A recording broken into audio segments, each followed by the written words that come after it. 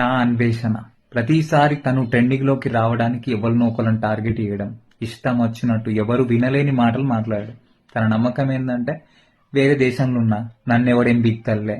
తన ఫీలింగ్ ఏంటంటే తను సీఎం పిఎం తనే దేవుళ్లాగా నేనేం శాసించినా నడుస్తుంది అనే గుద్ద బలుపు. ప్రతిసారి నడిచిపోయింది కానీ ఈసారి నువ్వు మా సీతామాతని ద్రౌపదిని అన్నావు. ఏమన్నావు? వాళ్ళని రేప్ చేసి ఉంటా. అరే రావణాసురుడు సీతామాతని లంకకెత్తుకెళ్ళిండు.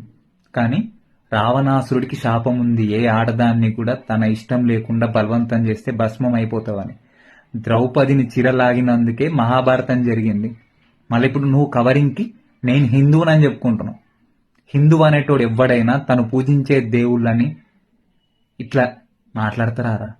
ఏం కవరింగ్ చేస్తున్నావురా? ఇంకా నువ్వు ఆడోళ్ళ స్వేచ్ఛ గురించి పోరాటం చేస్తావు. రోజుకొక దాంతో కునుకుతో నీ కునుకు గుద్దంది. ఇంకా నువ్వేం స్వేచ్ఛ కోసం పోరాడతావురా? నీ వల్లనే ఇంకా ఆడోళ్ళకి ప్రమాదం. నువ్వు చాలా కష్టపడి ఆ స్థాయికి వచ్చినావు. నువ్వు ఏ కష్టం నుంచి అయితే స్టార్ట్ అయినావు అది మర్చిపోయి నాదే రాజ్యం, నేను ఏం మాట్లాడినా ఎవ్వడేం అనుకుంటాడు అనే గుద్దబల్పు పెరిగింది చూడు. నీ గుద్దబల్పే నీకు డౌన్ఫాల్కి కారణం. మొత్తం మొడ్డవుడిచిపోతావు.